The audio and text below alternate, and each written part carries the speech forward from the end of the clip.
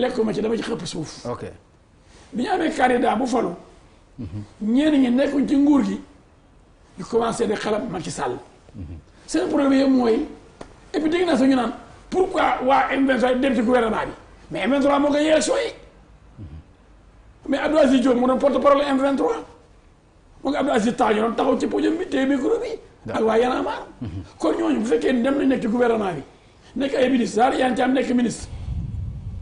est-ce que loolu da ko war a xasee M23. déedéet. ñoom ñëpp dañoo dem war a léegi. seen yëf la c'est pas vrai. d'accord ok. mais nag léegi li indi xaajalo mooy. ñoom dañoo dem jébbalu foofu lay terminé. dañoo dem jébbalu ñooñu nga xam dañu ni ànd nañoo gouvernement bi dañoo am benn sëriñ bu bees kuy wax Ousmane Sonko dem jébbalu ci moom xale bu jigéen jiñ ko leen koy jiiñ pareeguñu. merci ñu bañ ñu tëj ko kaso ay ëllëg. Lamine ñu def benn barrière. Lamine nga baal ma. pour taxaw ko créer M2D. ñun nag dañoo défendre la constitution ñoom ñuy défendre seen yàlla bu bees bi. Malaaka Ousmane. Lamine. jéem yëpp dañuy jébbalu. ndam yëpp ñu ngi ko am ci yéen. yéen waa loolu mooy problème bi. M23 ndam la boo xam ni ñi ngi ko am ci parti démocratique Sénégal ñi ngi ko am ci sa leader Abdoulaye Wade ci loo xam ni mi ngi ko bëggoon def jëmale ko ci doxalinu réew mi ni mu ko expliqué ci quart bloquant ci vice-président ndam loolu nga xam ni ci yéen lañu ko am tey ñu koy màggal yéen itam am ngeen ci wàll lan ngeen ci ban gis-gis ngeen ci am ak naka ngeen dundee bisu tey bii nga xam ni am na fukki at daanaka ci ngeen perte seen pouvoir. merci Papa Ngagne bon je pense que bu ñu dajee di waxtaan dañu war a waxtaan froidement. analyser les choses froidement. loolu la ñu bëgg sax. teg intérêt Sénégal ci kanam. loolu la ñu bëgg sax. ci loolu dama lay wax man dama d'accordul ak ni nga formuler ces questions. parce amul que problème. doon naa kontaan trop nga ni ma tey lu des ci 23 juin. ah mais attends su maa ma ngi may ñëw. posé question bi nag Lamine du yaa ma koy wax. d'accord damay répéter li ma la laaj après loolu nga tontu ci li nga bëgg a tontoo mais li ma bëgg a laaj mooy M23 ndam la boo xam ni mouvement bi am na ko ci seen pouvoir 10 ans ñàkk ngeen pouvoir bi lan ngeen ci tiire yéen loolu mooy suma question man. léegi dama lay wax ne la ndam ci naka. voilà mais ci ngeen perte pouvoir bi. pas forcément pas forcément c'est lecture la. ok te M23 du parti politique woote wuñu woon pour parti dañu jóg woote pour ay principe ay cause sénégalais yi fekk leen ci bu fekkee nag du loolu ma xaw ma lan lay doon moo tax ma ni la tey question bi du gagner parce que M23 demul élection bay gagner et seen candidat moo dem élection. et candidat seen candidat moo dem élection moo gagné. bu la neexee ñu ñëw ci mu amul waxtaan. bu la neexee loolu mu am. je pense Macky Sall bi muy dem. waaw élection. demeewul ci bannière M23. ci premier tour. premier tour dafa ànd ak coalition. waaw génn deuxième tour. waaw. Sénégalais yi jóg jàppale ko. doo dem benn préfecture réew mi wala nga dem ci état bi gis liste élection Macky Sall ñu ne la liste bi M23 la tudd amul. ñu d'accord ci loolu maintenant M23 man lecture bi ma ci am maître wax na ko c'est un mouvement woote révolution révolution réew yi ñu ko woote yëpp ay principe ak ambition démocratique moo ko laal léegi principe yooyu fukki at après lu ci des waaw.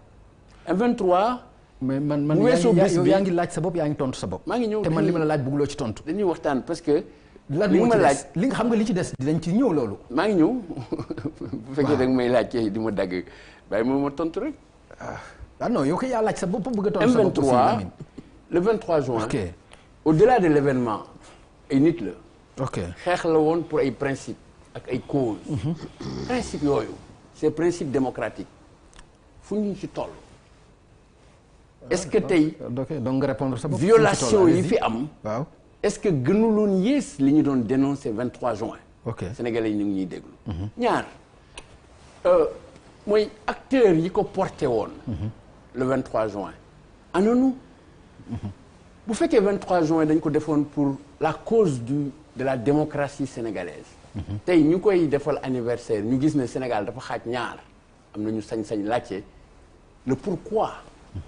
pourquoi ñu doon xeex bu fekkente ni dañu war a mobiliser pays bi le Sénégal entier la nation entière pour pour après ñu retrouver wu ci ay divisions.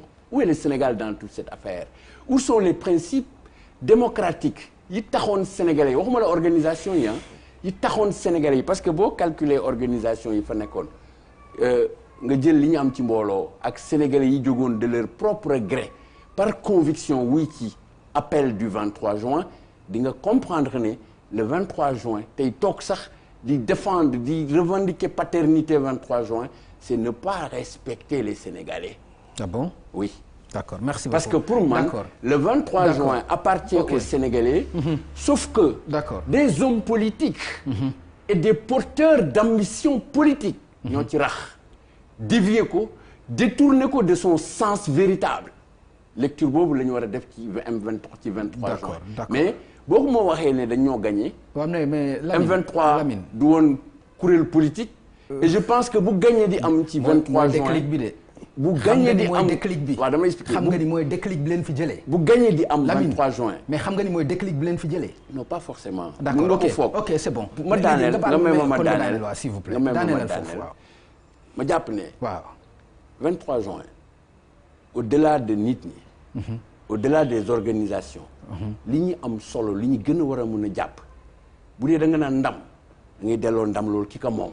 parce que ki ko moom. mooy askan bi. constitution Sénégal. ok laisse-moi terminer. non du ma bàyyi non mais non attends aussi nga baal ma je vous en prie. vraiment alors madame le ministre. interpellé na la vraiment ci lu bëri ci li nga xam ni moom la wax jàpp naa si rek vraiment li nga xam ni moom la ñu doon xaar ci M23 ba pouvoir bi changé gisuñu ko. yaakaar naa ni dégg nga ko mais man su ma wax mooy su ma laaj jëm ci yow mooy gis nañ taxawaay bi ngeen ci am aussi dafa nekkoon taxawaayu wanewu la xëccoo la mobilisation bi lan moo waral ngeen taxawee noonu yéen. ci anniversaire u M23 bi après nga réagir ci ni nga xam ne loolu la leen interpellé. jërëjëf Papa Ngagne. am naa mbégte lool bokk ak ñi ma bokkal plateau bi. dégg également li ñu wax ndax xam nga li tax loolu am solo mooy ñun. fii ñu toog ñi ngi màggal M23 ñi ngi féete M23 ci plateau bii ñu toog te loolu mooy M23 te dafay baax M23 fii ñu toog di ko célébrer ña ca bokk ak ña ca bokkul woon mooy ñi nekkoon acteur ak ñi nekkoon spectateur moo tax comme moom dafa nekkoon spectateur faw lecture bi mu ci am du mën a ñuroog suñu bos may revendiquer nag balaa may wax dara sama appartenance. non provocateur la woon wala spectateur la woon. non spectateur la woon. quand je dis spectateur. ah ok quand je dis spectateur mooy maanaam dafa nekkul woon ci dans l'action.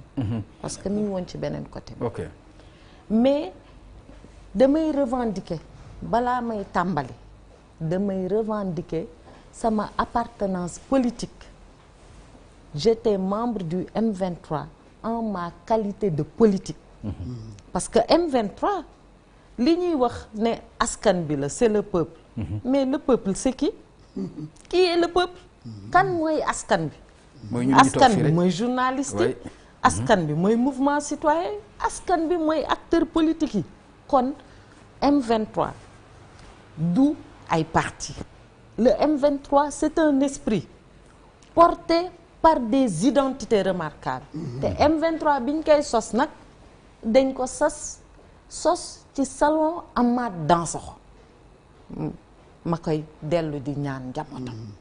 ñépp ñëw am na loo xam ne bés bu wax ko jotee danañ ko wax. waaye ñu ñëwoon di dox nañu àndandoor wax M23 jëf M23 dox M23. te ay société civile lañ yu jug fekk ci ay acteurs politiques. ñun dañu ne nous sommes des acteurs politiques ak suñu mode de fonctionnement moo tax boo ne tey xëccoo bi ngeen def. taxawaay bi ngeen def. mais nous sommes des acteurs politiques. et l'acteur politique par essence. c'est d'être M23 yu bëri def fi jàll mais melul ni mu mel nii ngeen ko defee nii. vraiment ba ñu bëri doon ci annoncé même sax présence su président Macky Sall. M23. waaw at mu jot day féete. waaw mais at mu jot day féete aussi. 10e anniversaire 10e anniversaire. mais ak lu mën a xew. 10 ans dafa am doole 10 ans at mu jot. ok ak thématique bi muy jël. at mu jot ak format bi mu koy féete xam nga lu tax at mi am solo. atum ren bii dafa jëmmal esprit M23 fan la. te Lamine xam nga Papa Ngagne dafa ne léegi mouvement 23 juin boobu moo leen gagné man gisuma loolu. tey li ma analyser.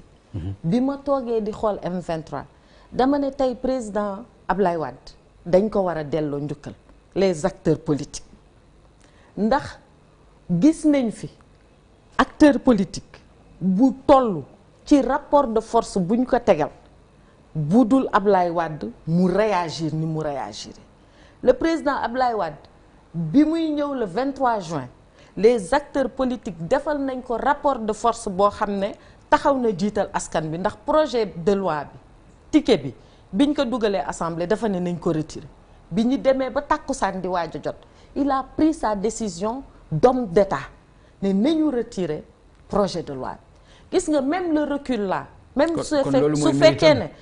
su fekkee ne c'est fait sous la contrainte sous le rapport de force c'est un mérite parce que gis nañ fi acteurs politiques yu taxaw ne dañuy taal réew mi donc looloo tax M23 bii 10e anniversaire bi wuteeg yeneen M23 parce que fa ñu taxawoon le 23 juin 2011 di xeex le 22 juin ñu nekkoon salle Daniel Brottier ak kilifa mu tëb yuuxu ci micro bi ne bàyyi leen te salle yi ngeen di tëju génn dem place de l'indépendance xeex bañ doon xeex ak fa ñu taxaw moom la ñuy xeexaat tey moo tax ñun Alliance pour la République ñu dem parti de place de l'Obélisque moo tax majorité présidentielle dem parti dem place de l'Obélisque te nag may fàttali loo xam ne dafa am le M23 qui est un esprit n'avait pas de candidat durant les élections présidentielles de 2012 parce que M23 am na fi assises nationales yi am na fi te M23 bi muy dugg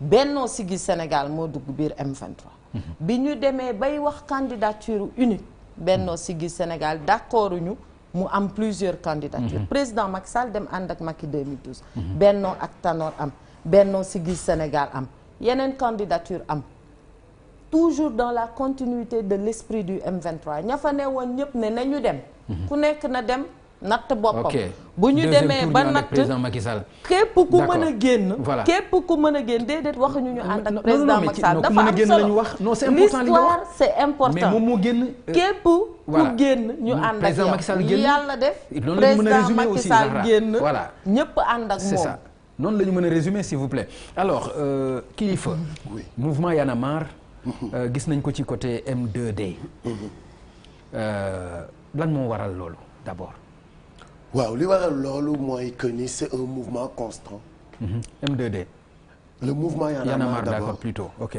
nit ñi ñooy tuxu waaye Y'en a marre ca lam taxawoon ba tey mu nga ca taxaw ku ñëwaat fekk ñu si M2D la signification c'est mouvement pour la défense de la démocratie booy xool M23 bii ñuy wax nii tey mouvement du 23 juin le mouvement du 23 juin esprit bi c'était quoi mooy li grand Lamine wax tout à l'heure dafa amoon benn tripatouillage de la constitution am lu ñu l'ancien président bëggoon a forcer loo xamante ni c'était un recul démocratique loo xamante ni c'était vraiment lu kenn mënul expliquer effectivement ay leader jóg signalé ko wax ko mais bi ñu ko signalé wax ko le peuple sénégalais s'est levé ce jour-là ci laa gis suñu devise bi am solo